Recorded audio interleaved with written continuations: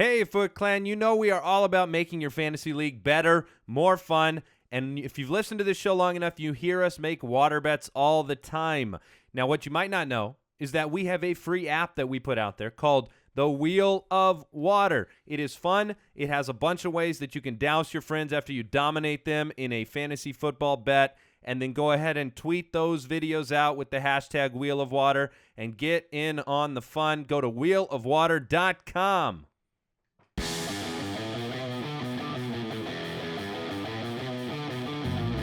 Welcome to the Fantasy Footballers Podcast, coming to you from the FantasyJocks.com studios with your hosts, Andy Holloway, Jason Moore, and Mike Wright.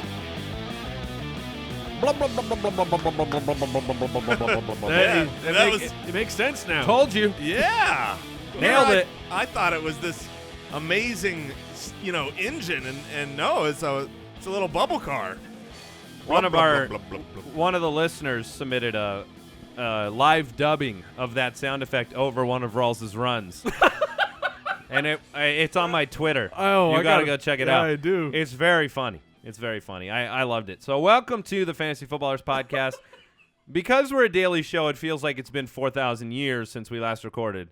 Thank you. There's some people who might still be listening to the Megalodon I was going to say, episode. thank you for making the Megalodon the most successful episode in our history by a lot. In the history of the world of podcasting. It was incredible. The downloads of that podcast, people listening throughout the whole week and getting ready for week number 12. But we're all back this week, and we've only got a few weeks left. Yeah, well, in the regular season. We're here all year round. All year round. Most people only have 1 week of regular season left. Oh, my goodness. This is the time, man. A lot of people have none. I mean, this is week 13. So yeah. for those of you who are in the playoffs already, congrats, and hopefully you don't have any Tennessee Titans or Cleveland Browns. To start your playoff run? To start your playoff run. So today's show's jam-packed. We have do I sound funny? No, not at all to me. Wow, that means I'm hearing funny. I'm a little under the weather today, and when your ears are a little off, now everything sounds weird. Well, I mean, you always sound funny. Right. If that's what like a wise person, like a wise funny. No. Okay. No, right. like a clown. Okay, good. Thank you. Fantasy Rewind today. We've got the Fantasy Stud Muffins. We've got Pooped in Their Big Boy Pants. Monday Night Football Preview. The mailbag, if we have time for it. It's going to be a great show. Why not start it off by reminding everybody that I won the bet?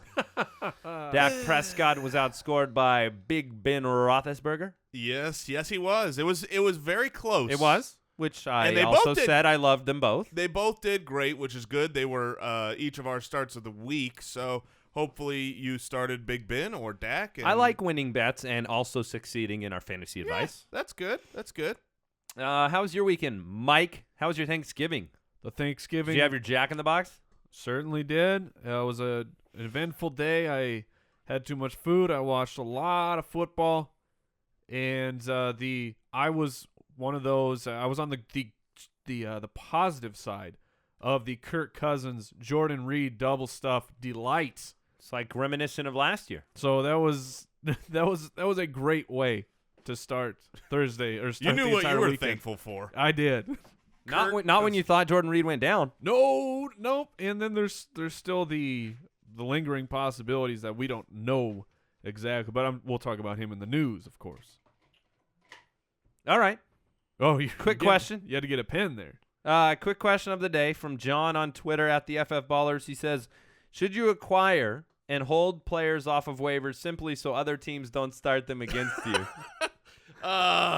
Any good example? He also wants to know if there's any good examples from years past. Wow. What do you think, Is this real? Jason? Did you write this? No, I did not. Let's this get is in the from way John. back. This is All from right. John. Let's go in the Wayback Machine to this week. This current active week. Look, I'm still going to say that the strategy matters and that it is a quality strategy. Just not. If you're in the playoffs and your team, look, if your playoffs start this week and it turns out Jordan Reed is out and there's only 2 good tight ends, on the waivers, grab them. Play keep away from your opponent. I think it's still a good strategy. However, Sometimes. Let me It's not a assure you- guaranteed. Yeah, this is fantasy football. This is the thing that, people rage quit over, is that sometimes you think you can make all the right moves and you ended up shooting And sometimes you yourself have in the Seahawks. It's So this last week, I think I said this on the show. Yes, you did. That I was able to play keep away from Andy. You lost Andrew Luck. I believe live on the Megalodon episode, you stole players from me. I stole Carson Palmer away from you. He was He's all right. He was He's okay. pretty good, He's okay. 23 points. Yeah, it's all right. I mean, Sure. I He's stole no- Tyrod Taylor away from you, who was your stream of the week, who I know you had higher in. Well, you had both Yes, those guys I higher had on both your of way. those guys So, higher. you didn't get them.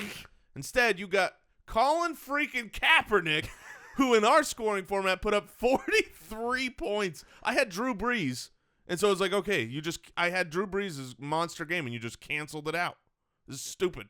Fantasy football is so stupid. 100-plus yards rushing, 3 touchdowns for Kaepernick. Yeah.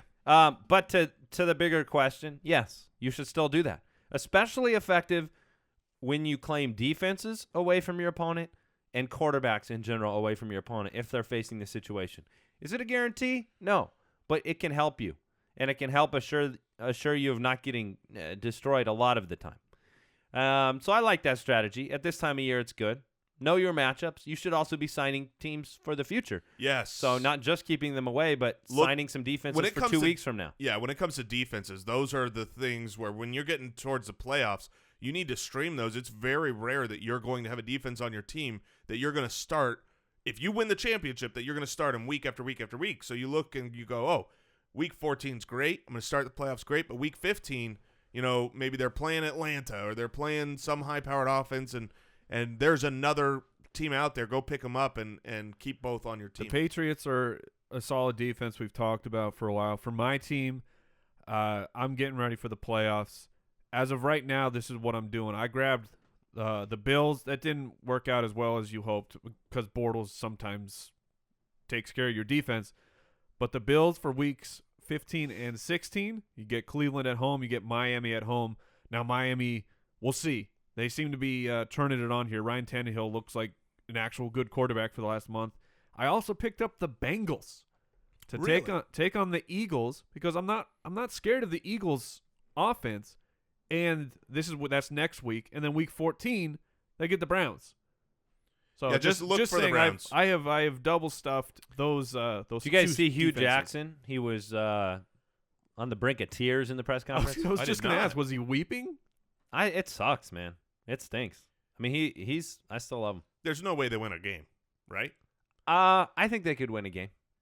Most projection systems I've seen still give them a majority percentage chance to win a game, and I'm thinking, what? They won't lose this week. Good news. Because they're on bye. You get to stay at 0-12 for another extra week. So, all right. If you want to follow the show on Twitter, you can do so at the FF Ballers. Mike was on Periscope again on Sunday morning. Yep. Great place to come and hang out with the show right before the games get started. And let's go ahead and get into the rewind. Weekly Rewind. All right. Let's talk Rob Gronkowski. Let's talk. Rob Gronkowski had to leave in the first quarter due to a back injury. Ugh. Not expected to miss time, but is this Mr. Glass at this point? I mean, are you just closing your eyes, covering your ears, hoping that you get him through a game? I mean, that's been the deal with Gronkowski. I know that he has these monster seasons, but because of the recency bias of fantasy football, when you make it through one complete season, this player is no longer injury prone. That's just the way we react to things. You look, okay, Jordan Reed, major injury concerns here. The guy is, like you said, he's made of glass. Gronkowski's very similar. He misses games all the time. So this is part of owning Rob Gronkowski. You have the best fantasy tight end, but you also have a guy that you should expect him to miss at least 2 to 3 weeks. We're 12 weeks in, and he has 5 games where he's had a 0 for either not being healthy to even start or not being able to be there, and that's not including his bye week. So if you're a So 5 of Gronkowski, 11. if you're a Gronkowski owner, Jason, and he can win you the championship, what do you do in terms of like waiver priority in getting somebody that you can start in his place? I think it's got to be a supremely important thing to you. I'm not going to – for me, I have to have another quality tight end on my roster if I've got him. If sometimes Gronk being out there like we had, last week, like there was in week 4, is almost more of a decoy. The defense is going to have to pay attention to Gronk. And if he's not 100% healthy – he's not always able to, put up Gronkian numbers. And, you start the playoffs in week 14 against Baltimore, which is one of the best defenses this year and last year against tight ends. That's a dangerous proposition if he's not healthy. You've got a hobbled Gronk with a bad matchup. You might be able to grab someone else that you would play over him. All or right. be prepared to just not have him. Staying with the tight ends, Jordan Reed has a grade 3 AC joint separation. He came back in that game and was amazing, but this is the type of thing where he may miss a game. It's the grade 3 is the worst you can get for a joint separation. You're talking a serious condition here. Now, they did whatever magical things they do in the NFL, and Jordan Reed was able to come back and have a monster game. But be prepared for him to miss the game. Expect it to be a full-on game-time decision. So, we haven't talked about this, and I take the blame as a Jordan Reed owner. If you have Jordan Reed, just have Vernon Davis on your roster. Have him on your bench. We talked about him the week that you were gone. He's certainly good to have. And I will say this, as someone who has experienced a shoulder separation in a football game and was able to go back out and play that game, because the adrenaline is running, and then, oh my goodness, it was like there was no chance I could play that next week, and his past history of not being the strongest guy certainly grabbed the backup. Yeah, he said he could not use his arm after the game. And, you need your arms. All right, Derek Carr. They're good for football, yeah. Dislocated his pinky. He said it was one of the most painful things he'd ever gone through. If you see the replay, you'll probably cough up some of your breakfast. But he had it put back in place, and he led a touchdown drive because the Raiders are awesome. Lamar Miller limped off the field with an ankle injury at the end of the game. I saw this play. You're going to have to monitor Lamar Miller once again. So yeah, we'll talk about Akeem Hunt on tomorrow's waiver wire show, see if he's worth picking up. Jeremy Hill left with an ankle injury, returned in the start of the second half, finished the game. He was out on the field. He didn't have the production we would have hoped for, but the snap counts were there. Well, he was. You could see he was not at full strength as well. Chris Ivory got off to a hot start, looked good, and then left the game with a hamstring injury. This was bananas because you had T.J. Yeldon, doesn't practice all week. There's no news updates. You have to fully expect him to miss. Oh, he'll miss, right? Oh, guess who's active? T.J. Yeldon. You think, tear up your papers of hoping that you can start Chris Ivory. See, if you had the policy of just not having any papers of any Jaguars, you wouldn't have had a conundrum. That's very fair. However, if Chris Ivory's going to miss some time, I don't mind picking up Yeldon. You heard it here first. Mike and Yeldon. Volume. Sitting in a tree. All right, John Brown exited with a hamstring injury, as did Alan Hurns. All the Cardinals wide receivers actually retired in don't the forget, middle of the game. Patrick Peterson did too, and he has a painful knee injury and may be in trouble. So, John Brown, we talked about it. Larry Fitzgerald's the only guy you want to own with any confidence on that offense other than David Johnson. So, Tyrell Williams left with an arm injury. Inman with a concussion. Possible concussion. Possible concussion. He was cleared. So, ho-hum. You're going to have to pay attention to that wide receiver core once again. Andrew Luck returned to practice today. That's good news. He'll play. And the league, did you guys see this? The league's looking into Thursday Night Football. I did see this. The contract is still through next season, so everything will be status quo. But after that, I mean, they're taking some shots here in the media of the ratings are down, the NFL's oversaturated. I think getting rid of Thursday Night Football is good. I love as much football as possible, but I just don't think that these games are good for the league. Well, it's not like you're going to miss any games, Right. right? I mean, you're still going to have the same number of games. You just won't have that exclusive primetime spot. And I can't imagine them not adding a second Monday night game, I was going to say, which fine. is better. Yes. Well, it's better for the West Coast people. That stinks for East Coast Well, people. I just mean it's better for the players. You don't get these Sunday to Thursday short weeks. I mean, those are tough. Those are rough. And sometimes you get a Sunday night to Thursday short week, right? Right. What was the Sunday night game 2 weeks ago? Do you remember? I cannot the one recall. before. Was that Washington? No. I think whoever it was, one of those teams played on Thanksgiving, and it was like, you go Sunday night to Thursday afternoon. That's rough. I know Washington was complaining on Thanksgiving that they basically didn't get a practice. It must have been Washington because Cousins has had 2 primetime games in a row and just dominated. Two games in a row. How you like me now? Yeah, he's playing well. He's going to get bills. We'll talk about him right now. Okay. This week's Fantasy Stud Muffins. All right. Don't start your defense against the New Orleans Saints. No. Not on Andy, Yeah. the Rams are a really good defense. It doesn't matter, voice of public opinion, because Drew Brees went 28 for 36, 4 touchdowns, ran a touchdown in because he's really good. And old Sean Payton, I have to imagine there was some happiness in his heart as he ran it up on Greg Williams. Oh, you just know. looked him in the eyes and said, "Eat my butt." They were up. Is that what he said? That's he's on record. He said that. Wow. They were That's up rude. by like 20 points when they ran that trick Willie play Snead? where Willie Snead threw the long touchdown pass to Tim Hightower. It was a full.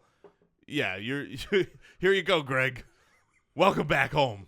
Yeah, that was, but everybody's starting Drew Brees. So that's just a great game by Brees. Kaepernick, 29 for 46 for 296 and 3. Came 2 yards short of tying this game. Pretty Body bended in his ways. body bent in half by Ndamukong I said Suh. bended. Yeah, No, bended. Jason. Bended like Beckham. He was great. He ran for Bended like 113, Gumby. 113 yards on the ground. Was absolutely awesome. I've been telling people, pick him up for the playoff run if you don't have one of those frontline Drew Brees type of guys. Yeah, we'll talk about him in a second. Kirk Cousins, 53 attempts. 41 of 53. I believe he broke the record for completions in this game. I'm not positive. But 41 for 53, 449 and 3, playing well. Schedule isn't great. Arizona, Philly, Carolina, but probably can do enough in those games the way he's playing right now. Yeah, he'll be a very tough character the next couple weeks. As if you're like me, I've been saving Jameis for the fantasy playoffs because he gets the Saints twice. Meanwhile, I've been streaming in Kirk Cousins.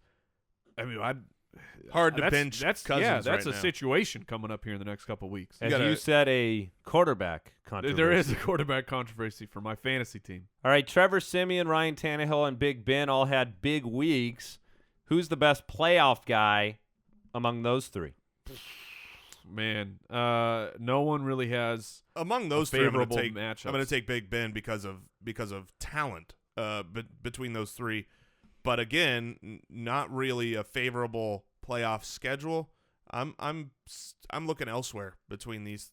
From these three guys, I would rather have a different quarterback. There were so many quarterbacks this week that were horrible for the entire first half.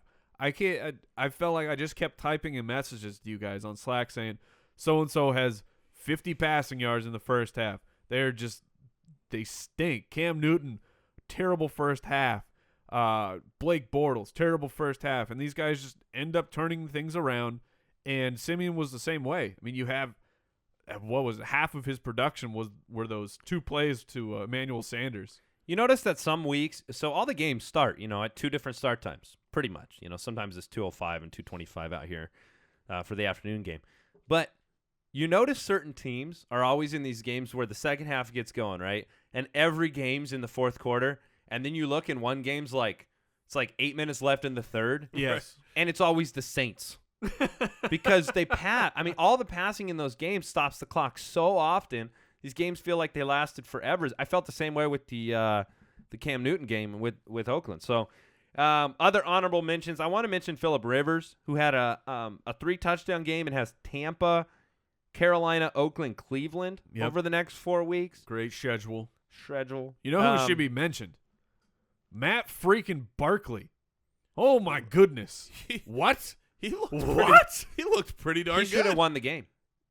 Oh my goodness. I mean, the drops were insane. For Chicago. They were crazy. But the reason that there were so many drops is because the guys that you were throwing the ball to were, I mean, 4th-tier wide receivers in the NFL. I mean, these aren't guys that you expect to get it done. You got guys like, obviously Cameron Meredith was there, but he wasn't. It was Marquise Wilson and Deontay Thompson. Yeah.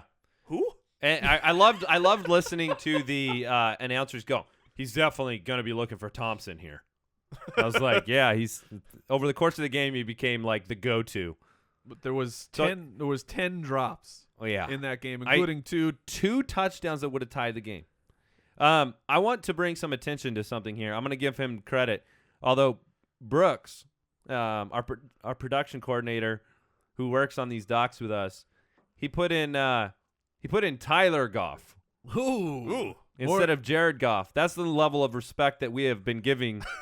More like Tyler Jared Goff. Gaff. No, more like 3 touchdowns, but he played against the Saints. He was okay. I mean, he made a couple of throws that I thought were much better than what Keenum could have done. Yeah, I will say this. What it does do is it helps, Mike, your quarterback controversy when you're deciding between Jameis Winston against the Saints or a tough matchup for Kirk Cousins. Probably going to go Jameis. Yeah, it did make me – that was exactly what I was thinking as I'm watching this. Like, well, good thing the Saints defense, who they were turning it on a little bit the last couple of weeks. Hey, Jared Goff took care of that, making me feel pretty comfortable with Jameis Winston. Before we get to the running backs, I want to thank today's sponsor, Omaha Steaks. Look, Foot Clan, if you're following me on Twitter, you've seen me dominating the grill because, look, Arizona, it's grill season. It's grill season in the winter, and I'm doing that with the help of Omaha Steaks. The food is fantastic. It's extremely easy to prepare. And Omaha Steaks, they offer unique gifts. It's officially Christmas season. I get a little grief and some guff here because I go full Christmas season right after Halloween. But now the entire country's on board. It's Christmas season. Get ready with Omaha Steaks. Great steak experiences at home. Over 500 gourmet gift ideas that comes right to your door. It's all vacuum sealed. Look, delicious meats right to your door. I mean, we could end it right there. But right now, Omaha Steaks is giving exclusive savings to the Foot Clan. Listen to this. Listen what you can get for less than $50. I need a big Ace Ventura breath here. 2 filet mignons, 2 top sirloins, 2 boneless pork chops, 2 boneless chicken breasts, 4 kielbasa sausages, 4 burgers, 12-ounce package all beef meatballs, 4 potatoes au gratin, 4 caramel apple tartlets, 1 Omaha Steak seasoning package, plus 4 additional kielbasa sausages for free. I'm starving. Go to omahasteaks.com, enter the code FANTASY in the search bar. Add the family gift pack to get into your cart and get 77% savings. It's the gift guaranteed to be a hit. What's that code again? Fantasy.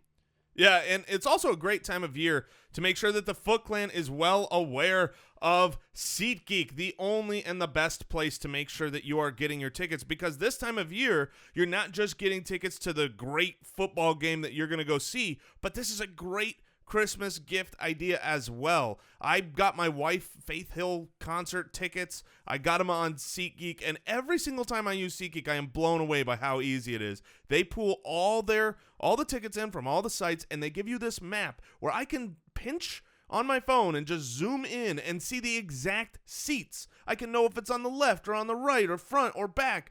You just can't always find that on anywhere else. And there's a color-coded grid, so it's just like, oh, this is where a good price is. That's where a good price is. They are the place to get your tickets. And right now, if you haven't used SeatGeek yet, they're going to give you $20 back after you make your first SeatGeek purchase. So here's what you do. Go download the free SeatGeek app. Do it right now.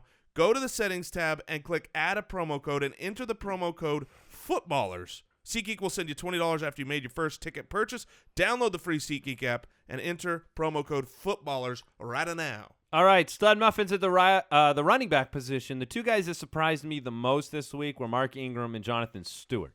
Yep. Mark Ingram had the concussion concerns during the week. He's been splitting time, not to mention facing a Rams defense whose front seven I thought could contain the Ingram, but he could not be contained. No. 14 for 146 and a touchdown. Also caught a 21-yard touchdown pass. Has Detroit, Tampa, Arizona, and Tampa coming up. And suddenly, That's pretty delightful. he seems like his resurgence may continue. Yeah, he's been rising in snaps. I know that he's still in the timeshare. Timmy Hightower is still heavily involved. But Only on Willie Snead passes. Mark Ingram is by far the better back when you watch. All right, so Jonathan Stewart, 2 more touchdowns for Carolina. He's been great. Yeah, he is what he is. Jonathan he gets the Stewart, volume. Yeah, he didn't surprise me that much in this game. Mark Ingram certainly did, especially with the concussion issues during the week. Jay Stu, he gets the volume. This next week, he's going to Seattle. That's a little bit scarier proposition. But if you look at his playoff run, goodness gracious, you've got San Diego, Washington, and Atlanta. When you come to rushing defenses that don't scare me, I'll take it. Those three are great. When you've got volume with those defenses, I think Jay Stu is going to be a very helpful playoff run piece. David Johnson and Ezekiel Elliott were great again. Devonta Freeman had a monster game. Lev Bell was awesome. Excuse me. LeSean McCoy is really, really fast. I was going to say, I was rotating to LeSean McCoy. You're starting all those other guys. McCoy started the game horrendously, much like a couple of those quarterbacks Mike alluded to. McCoy ended 19 for 103 with 2 touchdowns and almost had a third. He had a 75-yard run, so when you look at 19 for 103, you could do the math and see how the rest of that game went for him. It was not easy, but when you've got a guy who can break that off and a guy that can do it in the passing game as well, you're pretty much safe against all matchups. Don't forget we have our Raising Cane's Rising Stars coming up very soon. Before we leave running backs, talk to me about Carlos Hyde's future right now. He had a pretty good game, 13 for 65, also scored a touchdown, caught some passes. So do you like Hyde moving forward as an RB2? I'd like him. And look, we talked about the volume. And Carlos Hyde is the guy getting the volume. Chicago, Atlanta. But these are fine matchups for Carlos Hyde. I said this last week, and I'll say it again. I think Carlos Hyde is an RB1. I don't think he's an RB2. He's the centerpiece of that offense, even though Colin Kaepernick might look like it right now from this current week. When you've got an offense that wants to have as many plays as Chip Kelly's offenses do, and you've got Carlos Hyde who's involved in both the running game and the passing game, your matchup, proved there. He had 5 receptions this last game. Chicago, New Jersey, Atlanta, and LA. Pretty much only the New York Jets are the – did I say New Jersey? the New Jersey Devils. It's hard to run on ice. Do you even know what – I was going to say, do you know what sport that was? Yeah, but, that's the only tough matchup for a running back, and really – he should be able to catch enough screen passes to be involved. So I really like Carlos Hyde. He was in consideration for my rising star. And he's not in a stud muffin category here, and we've been talking about him all year long. Kenneth Dixon finally won the snap battle, and he was tied on carries, had the exact same carries, but he had 17 touches. So maybe. Yeah, I feel like I say that every week. Double-digit fantasy points. But you got to grab these guys if you're in need of a running back. All right, we're going to talk wide receiver stud muffins now. You have your expected Antonio Brown. Your Mike Evans. Apparently, you can expect 3 from Antonio Brown because I do at this point. Mike Evans, I think people doubted against Seattle, and he put that to bed in about 3 minutes. And Odell Beckham Jr. had 2 more touchdowns this week. So those are the 3 big guys that had great weeks. But there are a lot of other names worth discussing, specifically Taylor Gabriel and Tyreek Hill. Now, Hill I'm going to talk about in a minute. But Taylor Gabriel, 2 more touchdowns. You have to start him at this point. I mean, we were talking about how he had 3 weeks in a row of 16 fantasy points, and then he just torched that. They use him when he's a weapon, right? He's not a great wide receiver, but he is a great weapon.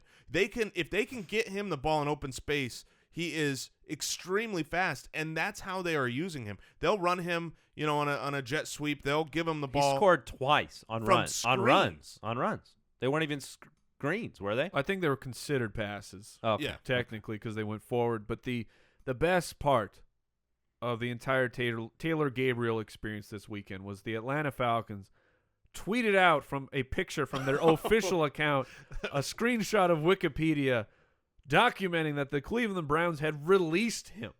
You know what's crazy is They released him. For years when he was on Cleveland, he was always one of those guys like, this guy's talented. Watch for Taylor Gabriel. Yes. You would draft him in those deeper leagues thinking maybe Cleveland could figure out how to use him. Well, they couldn't. And thankfully he's not on Cleveland anymore. So grab and start Taylor Gabriel. And then with Marquise Wilson, we talked about it. He had a pretty solid game here. Emmanuel Sanders. And then the man, Michael Thomas. Oh, Michael Thomas, he's back. Is he an every week starter for you, or is he an every week starter when they're in the dome? Well, certainly I will play matchups with Drew Brees. When they're on the road, if Drew Brees throws, half the touchdowns on the road that he throws at home, you've always got the situation with the Saints, right, where you have so many mouths to feed, and usually with Drew Brees in 75% of the matchups and 100% at home, you have enough volume where you can feed all of the mouths. None of the children are going hungry in New Orleans, and so I'm fine starting him. If you look at his schedule coming up, I think he's got a pretty good playoff run. Well, here's the thing. We thought we talk about Tampa Bay. They get to play the Saints twice. It said, the Saints, they get to play Tampa Bay twice. Right. Yes. Except the Buccaneers are surging at the right time. We've had 3 tremendous performances in a row by the Buccaneers defense against Chicago, the Chiefs, and then Seattle, who, by all accounts, the Seattle offense looked like they were rounding into form, getting ready for their playoff run. And Tampa Bay said, no, you can score a field goal on us. They had 5 total points. Yeah, I'm not buying into Tampa Bay's defense as the elite defense we have seen. First of all, you got Kansas City where their offense isn't that electric. And yes, Seattle we expected more of, and they do have a good offense. And Russell Wilson looked healthy and he was running. But I was talking to Andy this morning. Tony Dungy last week was kind of calling this as a game where Seattle, because of their schedule and where they had to go, he said Tampa Bay was going to beat Seattle, and he said that last week because he saw, Tampa Bay is going to be coming off that high, winning against Kansas City, and Seattle's going to be terrible schedule. Yeah, cross country is just going to be bad for them, and kudos to Dungy, he called it. But I think that's kind of what I'm going with. I think it was more situational football than just a great Tampa Bay defense, because I don't think Tampa Bay has the pieces to really be a great weekly defense. All right, we got to talk about him. Brandon Marshall. Hey! Brandon Marshall actually had a good game. He almost had a monster game. He just missed on a second touchdown. What do you do?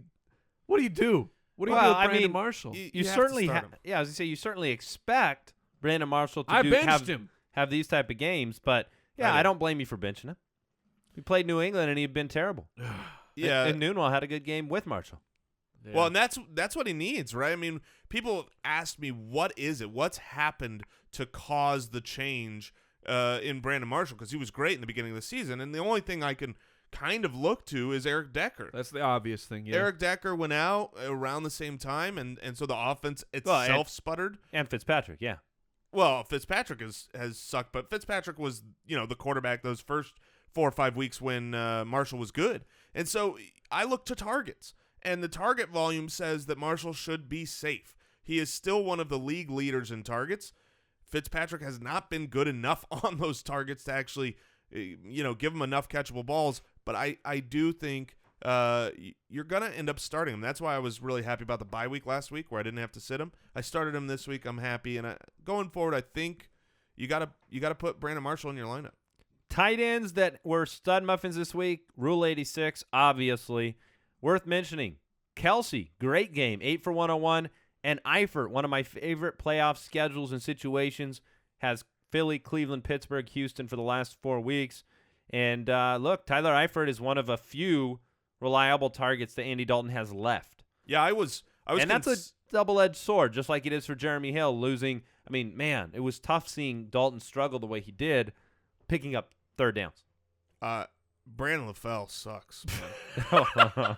I mean, Brandon LaFell is just he is a wide receiver 3, and he is thrust into a wide receiver 1 role right now. Watching that game and just seeing, like, if there is a 50-50 ball, I can guarantee you Brandon LaFell is not getting It's not 50-50? No, that's like a 25-75. All right, Brandon LaFell or Justin Tucker rest of the season? Oh, Justin Tucker. Dude, Throw up the old 25-75 ball. go ahead Yeah. and give me Justin Tucker I'll give you heavy odds on that. All right, all the studs from today's show will be on article form on the website as well, thefantasyfootballers.com. Let's get into our rising stars. Raising Cane's Rising Stars of the Week. All right, you guys kick it off. Oh, okay. All right, I will. I'll start since we've talked about him a little bit. Get mine out of the way. The amazing story of how I gave Colin Kaepernick to Andy this week, and he trounced my face with his fantasy goodness. With his fantasy hooves? But here's the reality. Clip clop. Clip clop. Clip clop. Here's the reality with Colin Kaepernick is that it's not just this week. This week is not a complete outlier out of the norm. I mean, it's certainly the highest fantasy points he's put up so far, but he has not been bad. In fact, since he got the start, okay, he started in week 6 and took over for Blaine Gabbert. He's the number 7 quarterback in fantasy football during that time. He is 0.6 points behind Tom Brady's average over that time. What? Yes, Tom Brady is the 6th best quarterback since week 6. I'm not saying, You go certainly are. Go trade Tom Brady for Colin Kaepernick. I'm not saying that. But what I am saying is he's a viable option that, I mean, he was your 3rd choice off of waivers this week, right, Andy? And because I took your first 2. Yeah, that was just because he's traveled to Miami. Right, and so But he still had a monster game. yeah, he had a monster game. Chicago, New York, Atlanta, L.A. for the next 4 weeks. That's what I was going to bring up. So that's why, to me, he is a rising star, should be on a roster, and probably started in at least half of those matchups. If you wanted to trade Tom Brady for Kaepernick, you couldn't even do it because Kaepernick is only owned in about 22% of leagues in ESPN. Right. So you could trade him to the waiver wire. And it would just get vetoed. So there's no chance. But don't do that. I'm not saying trade Tom Brady for Colin Kaepernick. The Gazelle. When you can run the ball, your baseline rises. It goes way up. It's not like he's had a stinker. 23, 17, 33, 28, 24, 43. You would have been happy or content in every single week. All right, my Raising Cane's rising star is Tyreek Hill. On full display last night, the first player with a rushing touchdown, receiving touchdown, and kick return touchdown in a single game since Gale Sayers did it in 1965. And look, I feel like that's wrong. Didn't David Johnson do that last year? No, it wasn't all in one game. Oh, all right. correct. 5 of the last 7 weeks, he's helped your fantasy team. Catches over the last 3 weeks. 10, 4, 9 last night. He's doing it. He's a weapon, and they're using him more and more. And you could make the argument, okay, Jeremy Maclin's been out. Yeah, it definitely helps him that Jeremy Maclin's been out from a wide receiver perspective. But they are using him in so many different ways. He's just a dynamic weapon, and Andy Reid knows how to use dynamic weapons. Yep. He doesn't have Jamal Charles out of the backfield anymore. All of a sudden, Tyreek Hill is a piece of that puzzle, and obviously last night, amazing. Plus, really important here, he also high-fives people while he's running into the end zone. Amazing. Also, if you're What else can you look for in a fantasy I'm option? sure he's already picked up if you're in any kind of return yardage league. But if you're in that and you've got him on your team, just start him. He won me multiple leagues yesterday. I started him in 2 different leagues, and he won them for me. So he's playing very, very well. He's widely available, so I'm sure he will be on the waiver wire show tomorrow.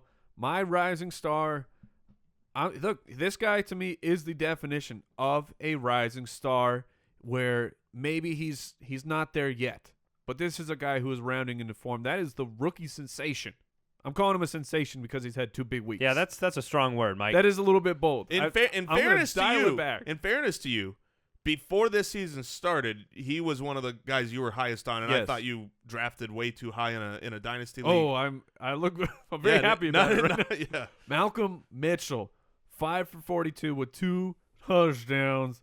And last week, 4 for 98 and a touchdown. Tom Brady loves this guy. And that's what I want out of a wide receiver for the Patriots right now is Tom Brady coming out and talking about how smart a wide receiver is. And that's the praise that he is showering on Malcolm Mitchell. His future production, look, it's reliant on Chris Hogan. Chris Hogan actually got the most wide receiver snaps for the Patriots, which limits Malcolm Mitchell. But if anything happens to Hogan, then Mitchell takes over that job immediately. I got to say, I thought Malcolm Mitchell, Andy was talking him up last week, and I said, yeah, well, Chris Hogan was out. Let me see him do that with Chris Hogan in the game. And, well, there you go. And that, I think, look, Chris Hogan was in there. He had the most snaps, and Malcolm Mitchell was still talented. Malcolm Mitchell, do you remember how on fire he was in the preseason? He was catching everything, and they were playing Tom Brady in those games, remember, bizarrely, like trying to get him some reps before. And then, yes, Malcolm Mitchell tore his elbow dislocated nasty. it. Yeah, it just looked Tore it nasty. But yeah, he dislocated his elbow in a really gross looking play. And then he was out for a little while and had to, even when he got back, he's not fully healthy. So now he's healthy. He's got Brady. It reminds me a little bit of how Brees has shown increased trust, especially in the red zone with Michael Thomas. You've got Malcolm Mitchell. He ran that out yesterday, ran it to perfection, the double out with Edelman on the same side. Great play, great throw. I just like the potential. And when you're playing with Brady, exactly. You could take a worse flyer out there. That's for sure. And I was going to say, I brought this up last year. This is the time you think, oh, well, maybe my fantasy season's over. Maybe I'm getting ready for the playoffs. Start making your list for next season right now. Look, we will get into the offseason. There's plenty of time for that, and things evolve. But take these opinions you have right now. They are fresh. You are remembering things accurately. Start making a list of, I cannot forget these guys. I cannot forget how I was thinking about them towards the end of the season. Malcolm Mitchell is a very strong candidate for this list. Tyreek Hill. These are the kind of guys where you have to remember them and because like I said, the offseason just jumbles things up. The draft jumbles things up. But always go back to that list. But right now, I've done this for years, and it really, really helps you just getting ready for next year of making this list. Guys, I cannot forget. All right. Those were the Raising Cane's Rising Stars of the Week. It's the holidays. Feed your holiday party with the Raising Cane's tailgate this year. They're 24-hour marinated, cooked to order. Chicken fingers will make anyone have a holly jolly holiday. That's holly and jolly, by the way. And while you are there, don't forget to pick up a Raising Cane's gift card for the perfect holiday gift. If you want to send them our way, we're totally willing to accept those. Right now, buy a $25 gift card. You get a $5 bonus for free. Now, that is a Raising Cane's kind of jolly. I'm having a tailgate party and inviting only myself. I'm not surprised. Pooped in his big boy pants. Yeah, I'm not surprised. That's coming from the guy who wants us to fully invest in his fantasy team. Get on Team Barrows, man. Get on Team Barrows. His team, Barrows McLemonade. Barrows McLemonade. Yeah, okay. All Championship material. The world revolves around the man bun, I guess. Quarterback poopers. There's one. He stands alone. Russell like an old Devonta Adams cheese. Russell Wilson. Man, you got to just say the Seahawks. The Seahawks in general. Thomas Rawls, Russell Wilson, Doug Baldwin. A listener tweeted me a picture of their roster with Rawls, Baldwin, and Russell Wilson. Or was it Rawls, Baldwin, and Jimmy Graham? Yeah. And said, hey, lucky I didn't go all in on the Seahawks versus Tampa this week. Ouch. This game got off. Don't rage quit fantasy football. This game got off on the wrong foot for the Seahawks. 2 quick touchdowns given up to Mike Evans, and it seemed like from that point on, they were out of sync. And Jason talked about it earlier, the long trip, the offensive line. Oh, the offensive line was – Tampa Bay was not blitzing. They were just rushing base. They were sending one guy. Yeah, and for the whole game. their defensive line just Just got through every play. Aside from just dwelling on the pain, which I will try not to do, what do you do with Russell Wilson for the playoffs with Carolina at home, and then you go to Green Bay, and then the Rams at home? The Rams always playing pretty tough. I like in that Arizona. schedule. I like that schedule. You do? Yeah, Carolina. I assume they will still be without Luke Kuechly. But what they can unbeatable. What they can do is rush the passer. Sure, They can stop the run and they can rush the passer. I'm not a fan of the schedule. Then the next week, Green Bay. Yeah, they can't do anything on defense. They can't rush the passer. They can't guard the wide receivers. They can't guard the tight ends. The weather could be an issue. I'm out. I guess in or out on Russell Wilson rest of the season. I'm out. I'm in. What are you, Mike? In or out? You're the tiebreaker. I'm out. All right. That was quick. There's not a lot of other pooping quarterbacks this week, so we're going to move on. They're running backs that let you down. There's a lot of them. There were plenty. Blah, blah, blah, blah, blah, blah, blah. Thomas Rawls, 12 for 38. Didn't catch a pass, which is surprising to me considering I saw him targeted, and he was the only man in town. But 12 for 38, no touchdowns. Does this performance change any of your expectations for Thomas Rawls? We just talked about Russell Wilson in the schedule. What can you expect from Rawls for the rest of the season? What is he for you? He doesn't have a great – I mean, you just said their schedule that you don't like. I don't mind it. I didn't like it for Russell. That's ironic because I'm the opposite. And I'm not saying I like it for – Carolina is a good rushing defense, not a good passing defense. That's why I'm better with Russell Wilson, but not so much with Thomas Rawls. Then Green Bay, they had a stretch this year where they were great against the run. They've been kind of loosened up over the last month or so, but they're still a better rushing defense than they are a passing defense. And LA is a great rushing defense. If you get to Week 17, Arizona is a great rushing defense. So Thomas Rawls, to me, is looking a little bit scary. I do think this, though. I think that the problem with Thomas Rawls this last game was that the game got out of hand quickly. They got down, they had to pass. And I don't necessarily expect that to be how it goes forward. So I'm kind of he's in neutral. Yeah, I'll put him in neutral as well. Frank Gore, Rob Kelly, Matt Forte, those guys really let you down. The Frank Gore situation, I liked him this weekend. Even with Tolzien. See, that was the problem for me is I couldn't get excited about it. Here was the problem, is they would get to the goal line and go, hey, Scott Tolzien, let's throw it 3 times in a row. What were they doing?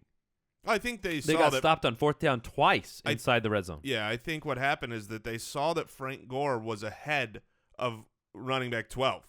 He was up at running back 9, and they said, well, we got to bring that down a little. Okay, part of it was Frank Gore's fault, though, guys. He didn't get into the end zone on one of his opportunities. But they limited his opportunities. When you have Scott Tolzien as your quarterback and you're on the 2-yard line, run the ball. All right. Going forward, he has a stretch of really bad run defenses that he's going to go up against. Really good run defenses, really bad matchups. Is that the look that I was getting over Yeah, here? that's the look you were getting. The New York Jets, the Houston Texans, the Minnesota Vikings. I still think he's a fine play with Andrew Luck back behind center. Yes. Because he has been all year long. Yeah. I would. You're not expecting him to win your week, but I think he'll be solid for you. He's going to be what he always is, which is a great, solid, guy to have in your second running back slot. All right, what do you do with R. Kelly? Well, my mind's telling me no. But my body, look, Rob Kelly got game scripted out, unfortunately, here. Dallas started the game on fire, and they couldn't run the ball. They couldn't establish that. He's still a fine play to me. 14 carries, 37 yards is disappointing, but 16 total touches. I'm still there for Rob Kelly. Arizona, Philly, both on the road the next 2 weeks. Tough matchups. I'm still with him in the running back 2 area. In or out Rob Kelly rest of the season? I'm still in. I'm going to go out. All right, we got two ins, 1 out. Matt Forte. Are you in or out on him rest of the season? He's got Indy, San Francisco, Miami. That probably says in. I'm in. Yeah. I'm in. It was weird though that he only got 13 carries. Bilal Powell got 8, which was Bilal Powell's highest total so far this season. So interesting to watch. But I'm in with that schedule. the poopiest of all pants, maybe all season, This is belongs to a wide receiver definitely. named Brandin Cooks. Look, For the second time. he goosed out to the point where we wrote 0 with red letters in our show doc today. Brandin Cooks took no part in the Thanksgiving Day feast 49 points. that they put up. The team scored 49 points. Yeah. And Brandin Cooks did not catch a single pass. I mean, listen to these names that stunk this week. This is just a gauntlet of, I mean, Brandin Cooks, Allen Robinson, Amari Cooper, Julio Jones, Steve Smith, Jarvis Landry. You know what's not a good feeling? You talked about this being the rage quit time of year occasionally. Here's not a good feeling. One of my leagues, rotate Julio Jones into the starting lineup, put Tyreek Hill on my bench. Tyreek Hill scores 6 times the points. Yeah, I mean, you're gonna Not that you're going to do it any differently. It's just, Well, and two, just to add into the tilt, that was wide receivers of Week 12. I'm going to read through some of the, as of right now, it's still Monday. There's chances, but these are guys in the wide receiver 1 category. We got Quincy Enunwa, Tyreek Hill, Deshaun Jackson, who welcome back. I think people have given up on, Dontrelle Inman, Marquise Wilson, Ted Ginn, Taylor Gabriel. Sanders, I guess he's okay. People have been still playing him, but the overwhelming majority of the wide receiver 1s are guys who are on your waiver wire or certainly on your bench. Yeah, that was the reality, is that the wide receivers pooping probably didn't hurt you quite as bad, in the sense that, I could have gone to 15. it darn well did hurt you. How does it not hurt you? My point is, you might hurt have had everybody. other your opponent very well Might have had a also pooper had it. as well. And most of the guys that did great probably weren't started. That's kind of what I'm saying, is the wide receiver Okay. position was just turned inside out this Did you week. guys this start is- Benny Fowler? No, I didn't start Benny Fowler this week. Should've. I benched him. But this is one of those things we just talked about. What would you rather have? I think this was on one of our Thursday shows for jointhefoot.com members. What would you rather have? Give me the running back all day, every day, because, look, even today when we're talking through stud muffins, the Tyreek Hills, the Taylor Gabriels, these guys that you can go out and sign and start. You can go start them. Yeah, You you're could- not 2 doing weeks that ago- with any running back. 2 weeks None. ago, it was Rashard Matthews. I mean, look how hard and painful it's been to wait on Kenneth Dixon at the running back position. Paul Perkins didn't come along. Getting a running back, much harder. Much harder. And then, DeAndre Washington was a healthy scratch. yeah, I think he's working at Costco now. All right, tight ends. Tight ends That's that, rough for the holidays. that pooped the bed. Antonio Gates goosed it to the point where ESPN on my app didn't even show him like playing in the game. I had the same thing. There wasn't even a 0 next to him. I saw the same thing on that, and I go, wait. I'm telling you, you know how my brain doesn't always think right? I mean, you've experienced Yes, I know this. how your brain Wait, doesn't always think right. I was caught in this this loop while I stared at Antonio Gates' number, going, wait, I know that San Diego played, but Right. this is saying that they haven't played. Yeah. But I know San Diego played. But wait, 2 weeks. 2 weeks. yes.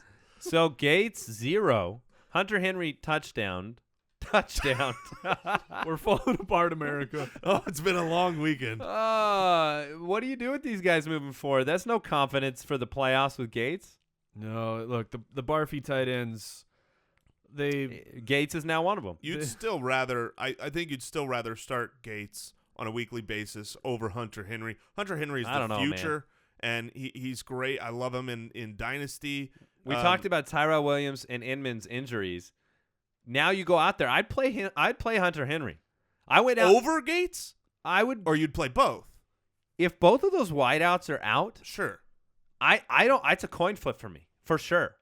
Definitely, because the Hunter Henry is more likely to me to rack up yards in the absence of those guys. Yeah, I can stand on an island for that. No, you're not on an As island. I spit out words incorrectly. I agree with that if those two wide receivers are out. Yeah, If- you got to pay attention to it. I signed Hunter Henry this past week. Unfortunately, I didn't play him. You know who- I played this next guy, I was- Gary Stinkin' Barnage. Ugh. 1 for 11 with McCown. Yeah. The guy I want to talk about. I was gonna say, hey, Greg Olson owner. Oh my goodness. Greg Olson. Look, I have loved. I won last year's championship. Greg Olson, you were a big part of it. I don't want to be mean, but like, I hate you right now. Like, I don't. You're not getting a Christmas card, bro. Not until you step it up, because I traded for you at your peak and I paid the price, and you haven't been okay. You have been downright pure and utter garbage. I have been literally eating a sandwich out of a dumpster with you on my roster. And you know what? And I'm starting him next week. You've had to eat the sandwich. Oh. You have to take every bite after you trade for a guy like Greg Olsen. There's no chance that I am going to bench him. And the mayonnaise is sour, and you have to swallow The it. mayonnaise is green, my friend. It's And gross. This is terrible. It's what hey, he did it to himself. By trading for No, it was No, Greg- not you. Greg Olsen did it to himself, getting and what's getting the crazy hate. is he had that great, what was like a 30-yard pass that lost Carolina the game. They could have kicked the field goal and won right at the end of the game, but he dropped it. Oh, that was.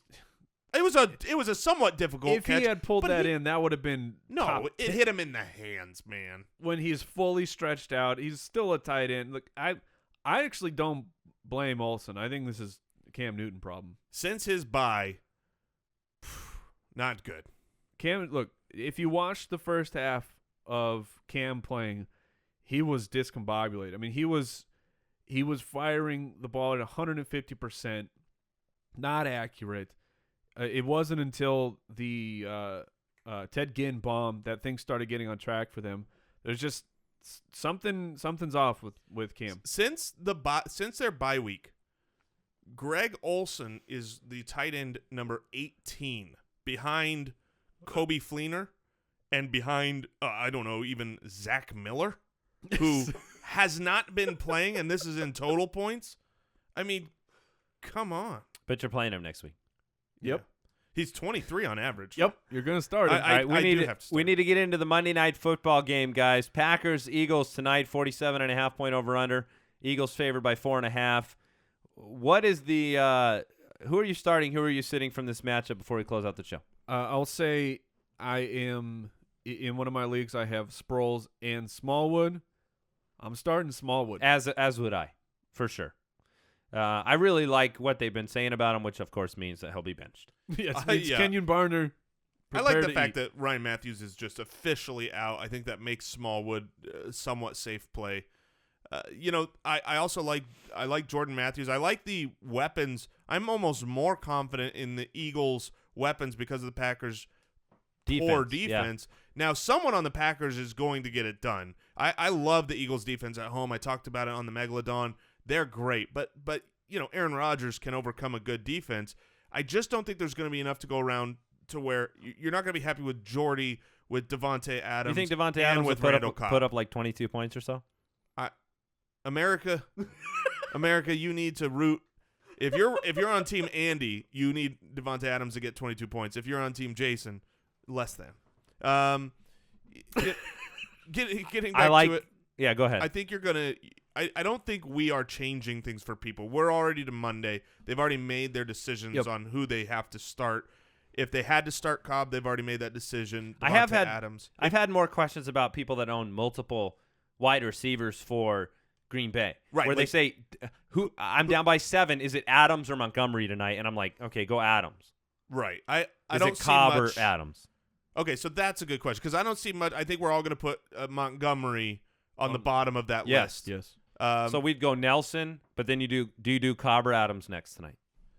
Between Cobb and Adams, I'm going to go Cobb. I'm gonna take Adams All right. for about 22. I like Zach Ertz tonight too, by the way. Sure. But yeah, okay, all right. Is there? You're right. People made their decisions. Starks, I like Starks tonight, and you're starting Rodgers. So, will be an interesting game. The Eagles' defense has only allowed 19.6 receptions per game, so that's the way that Rodgers has been throwing the ball. Something's got to give. You guys have so much to say. All right, that's it for the podcast. Thanks for listening. We'll be back with the Waiver Wire Show tomorrow. It's going to be a great week. Playoffs. Hopefully you had a great holiday weekend. We appreciate you listening, subscribing, and remember, we'll be here all year long. Mm-hmm. Even when your fantasy season's over, we'll be the ones helping you make that list for next year, getting you through draft season, waivers in the NFL, and it's going to be a fun one. Yeah. Oh, that's the best part of the offseason is important, I think, to the success of your future seasons, like paying attention and keeping going. But the offseason, it is fun. Very fun. We'll have our award show, too. Yeah, and check out fantasyjocks.com for all your winter gear. Promo code footballers. Yeah. Bye. Thank you for listening to another episode of the Fantasy Footballers Podcast. Join our fantasy football community on jointhefoot.com and follow us on Twitter @TheFFBallers.